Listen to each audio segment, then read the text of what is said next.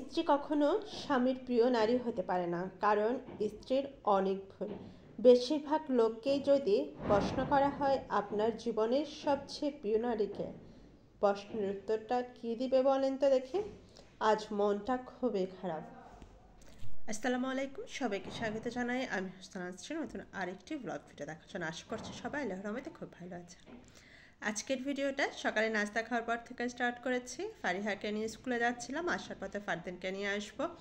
এই তো খুব সুন্দর মিষ্টি রোদ, আর ওয়েদারটা আসলে অনেক সুন্দর ছিল।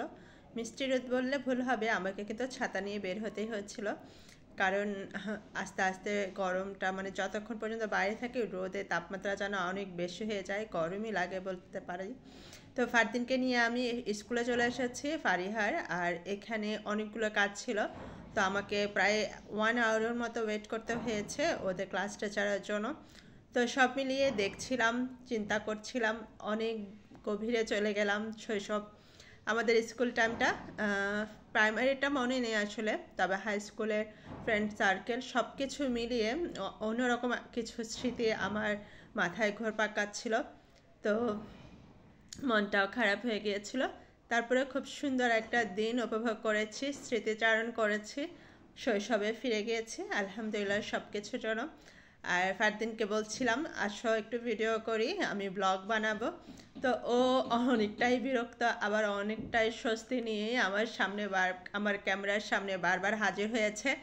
মাশাআল্লাহ, আমার ব্লগের মডেল বলতে পারেন। সবাই আমার বাবাটার জন্য, আমার পরিবারের জন্য দোয়া করবেন। এতক্ষণ পর্যন্ত যারা আমার সাথে আছেন সবাইকে জানাই অসংখ্য অসংখ্য ধন্যবাদ।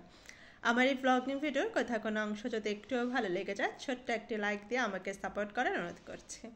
এই তো আসার পথে আবার শাক নিয়েছি, আর এই ভ্যান থেকেই প্রায় সময় শাক নেওয়া হয়, 2 দিন পর পরই শাক নিই আমি। আর এদিকে বাসায় চলে আসলাম, পানি দিতে এসেছে। আমাদের এখানে পানিতে প্রচুর আয়রন, তো এই জন্য আমাদেরকে মিনারেল ওয়াটার নিতে হয়। এই তো আবার এগুলো রিসিভ করলাম, ওরা উপরে দিয়ে গেছে। তো সব মিলিয়ে অনেক ব্যস্ত ছিলাম, চটপট রান্না করব। তো আজকে ভেবেছিলাম শুধু বাচ্চাদের জন্য চিকেনটাই রান্না করব, পরে শাক এনেছি, শাকটাও ভাজি করে নিয়েছি। এই তো সব মিলিয়ে ব্যস্ততম দিন, স্মৃতিচারণ হজবরল অবস্থা ছিল। আমার নিয়মিত ভিউয়ার্স আপুরা ভাইয়ারা নিশ্চয় খেয়াল করেন যে আমার লং ভিডিওগুলো 3 মিনিটেরও ছোট হয়, অর্থাৎ 2 মিনিট থেকে একটু বেশি হয়। কারণ আমি যখন একটানা ভয়েসটা দিই তখন আমার ভয়েসে মানে আমার শ্বাসে একটু সমস্যা হয়, এই জন্য কন্টিনিউ করতে পারি না, তাই 3 মিনিটের বেশি আমি ভয়েস দিতে চাই না। তো এই জন্য আমার ব্লগগুলো ছোট করেই করি।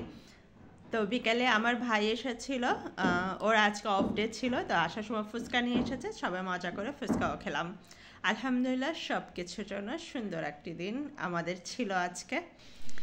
ব্লগের শুরুতেই সবার সাথে কিছু কথা শেয়ার করেছিলাম। স্ত্রী কখনো স্বামীর প্রিয় নারী হতে পারে না, কারণ স্ত্রীর অনেক ভুল থাকে।